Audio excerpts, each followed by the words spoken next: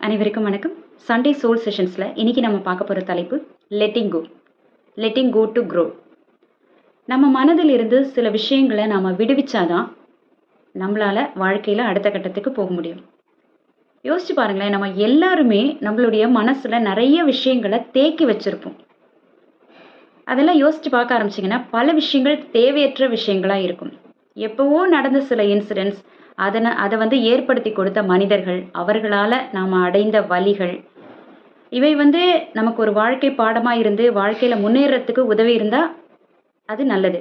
ஆனால் அதையும் தாண்டி அந்த வலிகளை மட்டுமே நினைத்து கொண்டு நம்ம அந்த பல கட்டங்களை தாண்டி இன்னைக்கு வந்திருப்போம். ஆனாலும் அவற்றை ஏற்படுத்திய மனிதர்கள், அந்த சூழ்நிலைகள், அதெல்லாம் நினச்சி அந்த தேவையற்ற எண்ணங்களுக்கு மனதில் நிறைய இடம் கொடுத்துருப்போம்.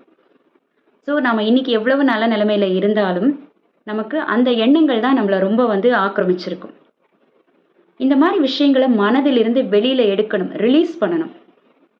ஐ ரிலீஸ் யூ அப்படின்னு சொல்லிட்டு அந்த எண்ணங்களை நாம மனதில் ஒவ்வொன்றா யோசித்து தேவையற்ற எண்ணங்களை கொஞ்சம் கொஞ்சமாக மனதிலிருந்து வெளியேற்றுவதன் மூலம் நாம் வாழ்க்கையில் முன்னேறுவதற்கான அல்லது அடுத்த கட்டத்திற்கு போவதற்கான வழிகளை நாம் யோசிக்க ஆரம்பிப்போம்.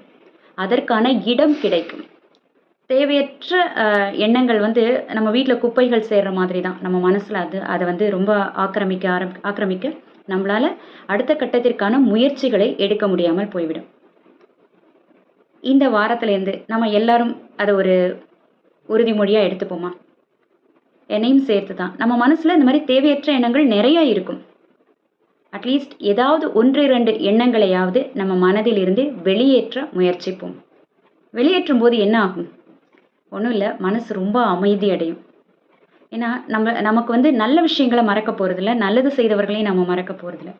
நம்மளுக்கு தேவையற்றது நினைக்கக்கூடிய சில எண்ணங்கள் நம்மளை எப்போ பாரு ஒரு தாக்கத்திற்கு உள்ளாக்குவதை குறைக்கணும் அப்படின்னு சொன்னால் அவற்றை மறப்பது ரொம்ப நல்லது, வெளியேற்றுவது நல்லது. அப்போ மனசு அமைதி அடையும். நம்ம அடுத்த கட்டத்திற்கான முயற்சிகளில் ஈடுபடுவோம். சரி, இன்னைக்கு நான் இருக்கிற நிலைமையில இப்போ நான் என்ன செய்யணும், அதற்கான என்னென்ன முயற்சிகள் எடுக்க வேண்டும் அப்படின்னு பாசிட்டிவ் அப்ரோச் நமக்கு கிடைக்கும். அதற்கான முயற்சி செய்வோமா? நன்றி.